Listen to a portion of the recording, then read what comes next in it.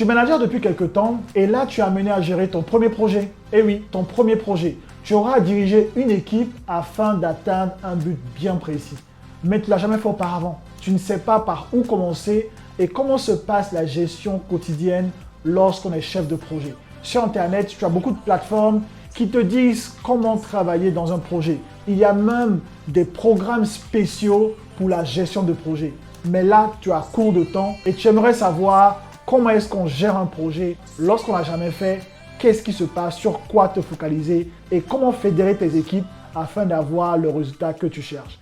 Je partage aujourd'hui avec toi 4 secrets qui m'ont permis de bien gérer mon premier projet.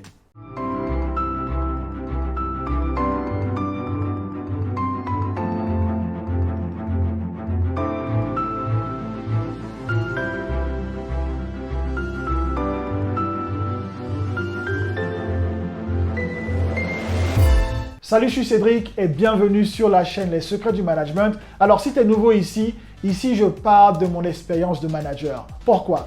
Dans le monde du management, nous avons tellement de théories, des diplômes, des programmes, de formations, ainsi de suite, mais très peu de concret sur ce qui se passe sur le terrain quand on est manager. Alors, j'aimerais à travers ma chaîne partager avec toi mon expérience de manager, pour permettre aux nouveaux managers de savoir quel est le monde réel du management, dans quel monde ils sont en train de se mettre. Et pour ceux qui ont beaucoup plus d'expérience, de leur permettre de savoir par quoi je suis passé pour être le manager à succès que je suis aujourd'hui. Alors aujourd'hui, nous parlons de gestion de projet. Vous savez, la gestion de projet est pour tout manager un casse-tête. Il y a même des programmes, des formations sur la gestion de projet. Il faut vous dire que ce n'est pas évident du tout.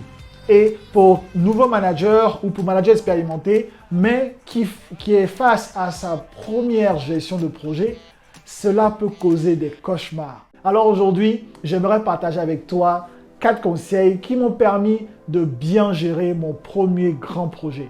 Alors ce projet-là, il m'a été donné lorsque j'ai eu une promotion au sein de ma compagnie. Et je n'avais jamais géré de projet aussi grand auparavant. Mais là, je venais juste d'être promu et j'étais face à mon destin. Alors dans ce grand projet, il fallait que je fédère plusieurs responsables de département. Des personnes qui étaient bien avant ma promotion, disons mes patrons, selon la pyramide de la compagnie. Et là, je me retrouvais à être dans la gestion de ce projet où ces personnes-là, expertes dans leur domaine, allaient mettre à disposition leurs connaissances afin que je puisse atteindre mon but. Alors imaginez la pression que j'avais. Mais j'ai pu m'en sortir grâce à ces 4 conseils que je te donne dès maintenant. La première des choses que j'ai pour toi, c'est de t'assurer de communiquer ta vision clairement. Il faut que les personnes avec qui tu travailles puissent savoir clairement quels sont tes buts, quel est le résultat final que tu veux obtenir.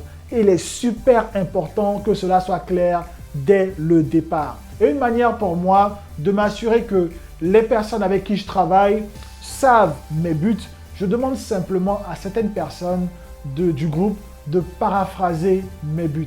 Cela me permet de comprendre que ces personnes-là ont compris mes buts.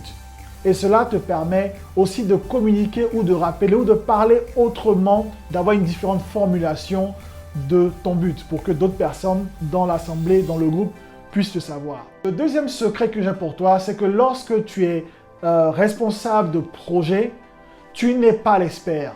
Et c'est la confusion qui se pose lorsqu'on n'a jamais géré un projet auparavant. Parce qu'on se dit qu'on est chef de projet et on veut être au four et au moulin, on veut être partout à la fois. Tu sais, quand tu es gestionnaire de projet, ce n'est pas toi l'expert.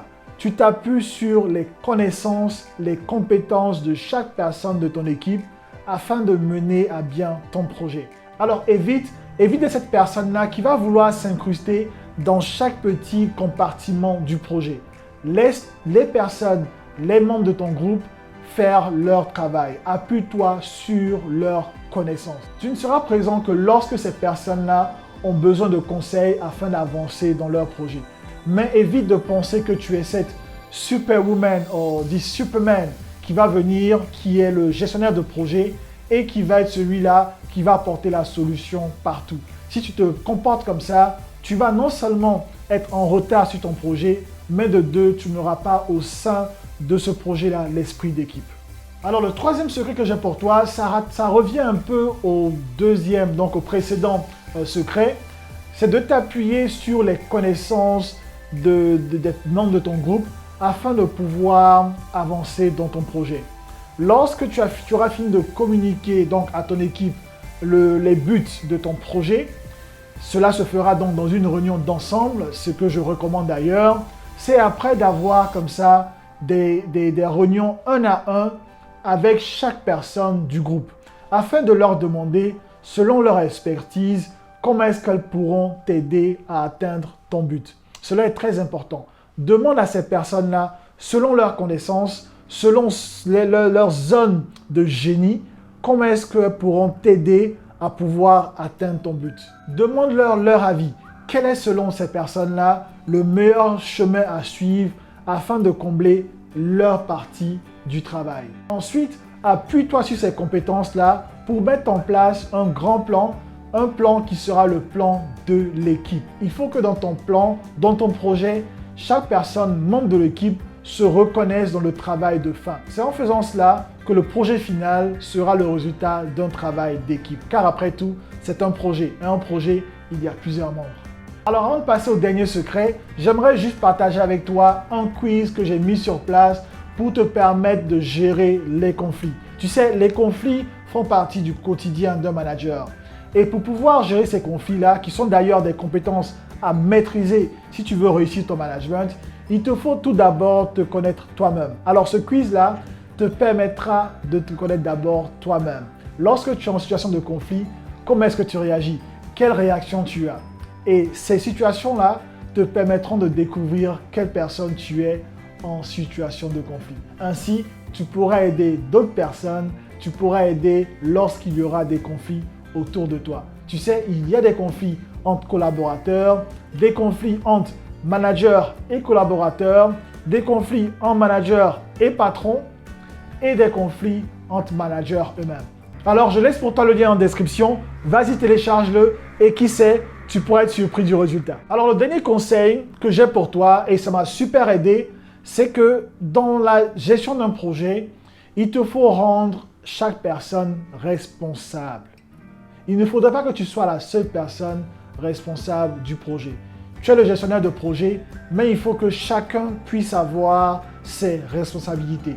Si tu ne donnes pas à chaque personne leur responsabilité, elles vont bafouer le travail. Elles ne vont pas le prendre au sérieux. Mais lorsque tu établis au sein du groupe un sens de responsabilité, je peux t'assurer que ces personnes-là donneront le meilleur d'elles-mêmes. Et comment le faire? C'est d'avoir de manière régulière des réunions de groupe où chaque personne va exposer les avancements de son travail. Ainsi, tous les membres de l'équipe sauront qu'est-ce que chacun fait dans le groupe.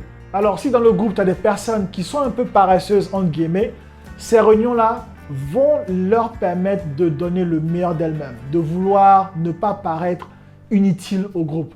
Alors, moi, je te préconise comme ça, de faire des réunions en fonction du temps que tu as pour ton projet. Si c'est un projet qui n'est pas assez long, je préconise comme ça de faire des réunions chaque semaine.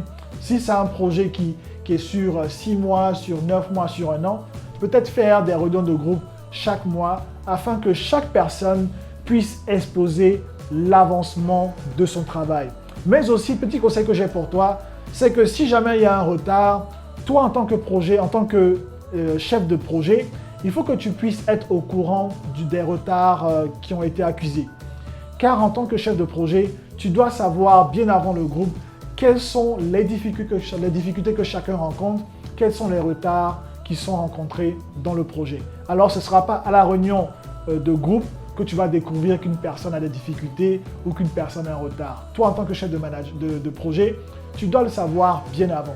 Alors, vu que tu es resté jusqu'à la fin, j'ai un bonus pour toi. Un secret bonus, donc le 5e.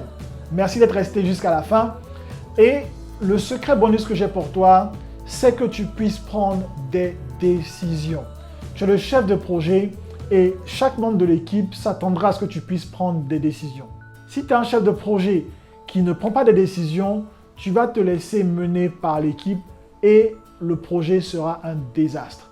Il te faut t'appuyer sur les différentes connaissances des personnes autour de toi et ensuite prendre des décisions. Les décisions, tu dois les prendre très rapidement et rester sur tes décisions. Ne sois pas cette personne qui balbutie, cette personne qui ne sait pas quoi choisir ou qui choisit quelque chose aujourd'hui et qui change d'opinion demain. Lorsque tu as pris une décision, il te faut rester sur cette décision-là.